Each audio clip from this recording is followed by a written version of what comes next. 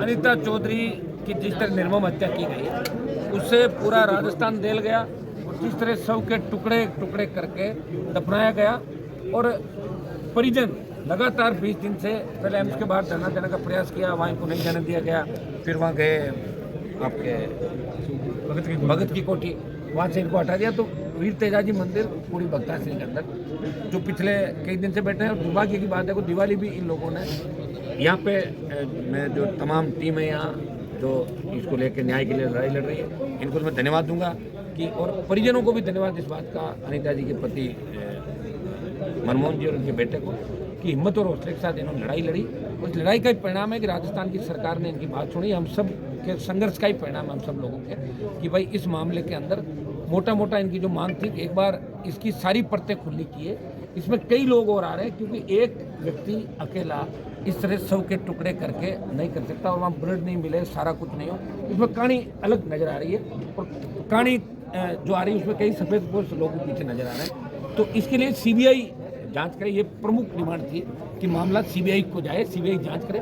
दूसरी डिमांड इनकी थी कि यहाँ कुछ एसएचओ डीसीपी के बारे में इनकी डिमांड थी, भाई इनके रहते हुए काम ठीक नहीं हुआ या मुलजिम टाइम पे नहीं मिल, जो इनकी बात थी। दूसरा मुद्दा इनका ये था पुलिस अधिकारियों का। और तीसरी मुआवजे की मांग थी कि कंपनसेशन राजस्थान सरकार और बाकी लोग मिलकर करें। और चौथी नौकरी की बात थी। तो करीब करीब रात को मोटे मोटे तौर पे एडीजी लॉ एंड ऑर्डर यहाँ जोधपुर आए, ओसियां विधायक भैराराम जी, हमारे कमिश्नर राजेंद्र जी, डीसीपी आलोक जी, और इन सब की हमारी बात हो गई। रात को बात तय हो गई थी, रात को धरना स्थल पे कमिश्नर जोधपुर और ओसियां विधायक आगे थे, सारी बातों में सहमति बन गई। और क्योंकि रात को कन्फर्मेशन 3-3:30 बजे हुआ नहीं, तो सुबह 7 बजे कन्फर्मेशन हो गया। और जो इनकी मांगें थी वो करीब करीब इनकी मांगें परिजनों की मान ली गई।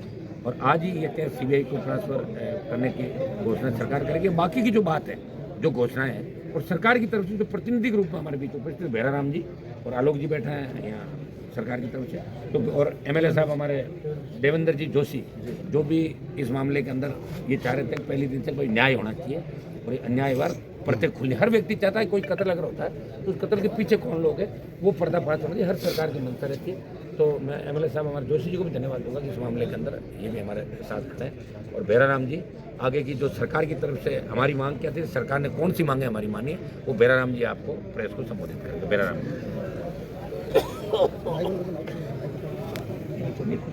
सर, सरकार की ओर से क्या रहा, किस तरीके कौन कौन सी मांगे जो इनकी मानी गई और क्या क्या सरकार ने तय किया है?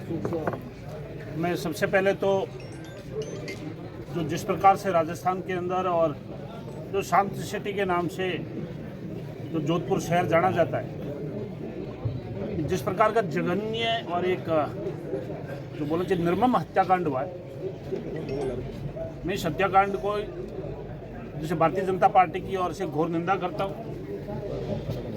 जिस प्रकार से एक मानव शरीर के उनको काट काट कर टुकड़ों के अंदर जो विभत्स्य दृश्य है जिसको आम आदमी देख नहीं सकता, इस प्रकार की घटना का एक सभ्य समाज में कहीं पर भी कोई जगह नहीं है। और इस घटनाक्रम का 36 की 36 कौम घोर निंदा करता है। और भविष्य के अंदर भी इस प्रकार की घटना न हो, मैं आपके सभी चैनलों के माध्यम से और सभी समाज के 36 कौम से इस बात का मैं जो निवेदन करूंगा कि हमेशा अपने बच्चों को, अपने परिवार को घर के अंदर अच्छे संस्कार दिए जावे। जैसे बच्चा किन के साथ उठ रहा है, किन के साथ बैठ रहा है, अपना परिवार का सदस्य किन के साथ जा रहा है और किन के साथ नहीं जा रहा है। क्योंकि इससे पहले भी इस प्रकार के शरीर के डेड बॉडी के टुकड़े काट काट कर फ्रीज में रखे गए, उस घटनाक्रम से भी आप और हम लोग सब परिचित हैं। इसलिए आपके जो चैनल के माध्यम से मेरा ये निवेदन रहेगा कि घर परिवार के लोग भी अपनी जिम्मेवारी समझें और भविष्य के अंदर ऐसी किसी भी प्रकार का घटना का कोई ऐसा अपराधी जो इस प्रकार की घटना को अंजाम न दे सके, ये मेरी सर्व समाज से भी अपील है। और सरकार का जो रुख है वो पहले ही दिन से जो सकारात्मक रुख रहा है। और मैंने पहले भी बताया था कि सरकार के चारों खाने और चारों दरवाजे जैसे बातचीत के लिए खुले थे। हमारे जो सांसद महोदय आदरणीय हनुमान जी कल पधारे, जैसे कहीं पर छोटा मोटा जैसे कोई कम्युनिकेशन गैप था, वो कम्युनिकेशन गैप भी दूर हो गया। हमारे आदरणीय देवेंद्र जी जोशी साहब भी मौजूद है। जो सरकार की तरफ से घोषणा है, वो पहली घोषणा यह है कि इस परिवार को न्याय मिले, ये सबसे मुख्य मांग है। और इस मुख्य मांग पर मैं आदरणीय भजन लाल जी को और हमारी सरकार को धन्यवाद देता हूं कि इस मांग को मान लिया गया है। आज ही ये केस सीबीआई को ट्रांसफर किया जाता है। स्टेट गवर्नमेंट आज ही रिकमेंडेशन कर देगी। ये पहली घोषणा है। दूसरी घोषणा यह है कि इस परिवार को जो सरकार की तरफ से जो प्रतिकार राशि जो मिलेगी, और मैं आदरणीय हनुमान जी, हम लोग और सर्व समाज के 36 कौम के लोग, हम लोग जैसे लगभग 51 जो लाख रुपए की सहायता इस परिवार की करेंगे। और तीसरी घोषणा,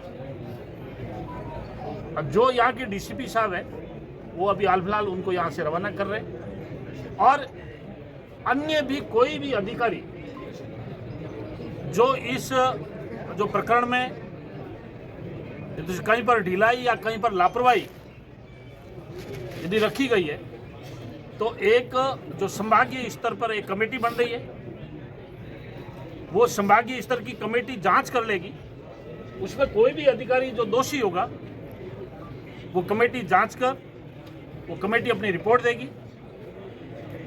और इसके साथ में जो सीआई सरदारपुरा है, उनको वहां थाने से हटाकर तो पुलिस लाइन में भेजा जाएगा, जिससे कहीं पर किसी भी प्रकार की जांच कोई प्रभावित नहीं हो। और इस परिवार के एक लड़के को संविदा के ऊपर जैसे नौकरी दी जाएगी। मैं समझ रहा हूं कि लगभग जो परिवारजन की और आप और हम सबकी जो सर्व समाज 36 कौम की जो मांग थी, वो लगभग सरकार ने सारी मांगों को एक सकारात्मक रुख रखते हुए उन तमाम मांगों को मान लिया गया है। मैं आदरणीय जो भजन लाल जी को बहुत बहुत धन्यवाद देता हूं, और भारतीय जनता पार्टी की सरकार को भी धन्यवाद देता हूं, और सर्व समाज के जितने भी लोगों ने जो इस प्रकरण को लेके अपना धरना, प्रदर्शन, ज्ञापन, ये जैसे जहाँ जहाँ पर भी प्रत्यक्ष रूप से जिन्होंने भी सहयोग किया, मैं उनको भी धन्यवाद देता हूँ। मैं आदरणीय हनुमान जी जो बेनीवाल साहब को भी बहुत बहुत धन्यवाद देता हूँ कि आपने भी अपना व्यस्तम समय निकालकर जैसे छोटा मोटा कई कम्युनिकेशन गैप रखा, वो भी आपने दूर किया। मैं आदरणीय देवेंद्र जी जोशी साहब को भी बहुत बहुत धन्यवाद देता हूँ कि आपने भी सरकार के सामने बात रखी, और अपनी बात रखकर जो सरकार के सकारात्मक रुख का एक पहलू रखा। और इस जो अप्रिय घटना हुई है, निर्मम घटना हुई है, इस घटना में इस परिवार को न्याय मिले। मैं धन्यवाद देना चाहूँगा एडीजी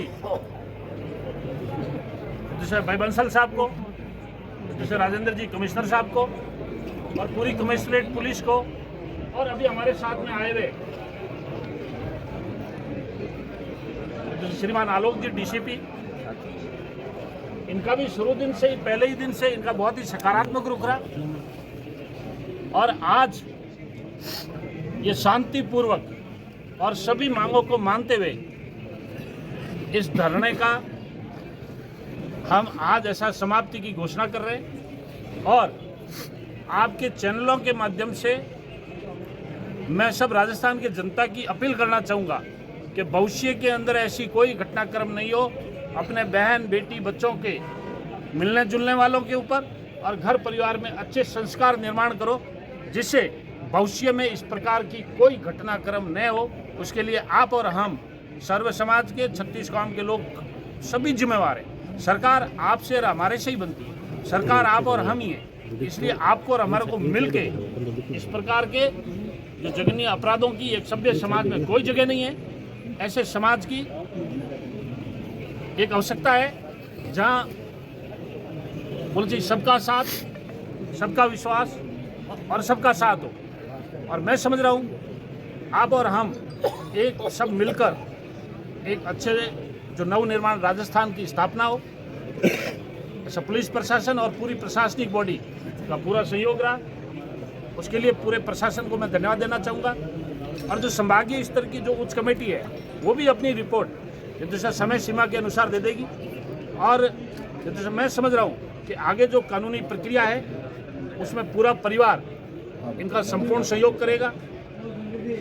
इनको परिवार को जो भी पुलिस से जो आवश्यकता के जो कानून के दायरे में जो उनको बयान देने हैं या और भी जिन चीज़ों की जैसे पुलिस को सहयोग में जो आवश्यकता पड़ेगी पूरा परिवार इनका जैसे पूर्ण रूप से सहयोग करेगा, जिससे इस जघन्य अपराध के अंदर जिन जिन अपराधियों को ऐसा प्रत्यक्ष और अप्रत्यक्ष रूप से जो हाथ है वो सलाखों के पीछे रहे, ये आपकी और हमारी सबकी मंशा है। आप सबको बहुत बहुत धन्यवाद।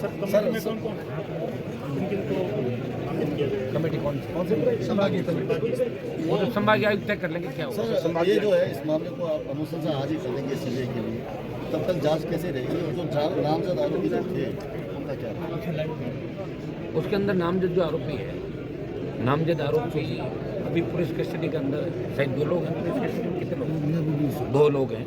उनसे पूछताछ करेगी सीबीआई। आज अनुशंसा करते ही सीबीआई की एंट्री हो जाएगी ना आजकल में, तो सरकार बात कर रही है सीबीआई से। हम चाहते हैं जल्दी जल्दी सीबीआई आए ताकि सबूत नष्ट नहीं हो और सबूतों के साथ किस तरह की छेड़खानी नहीं।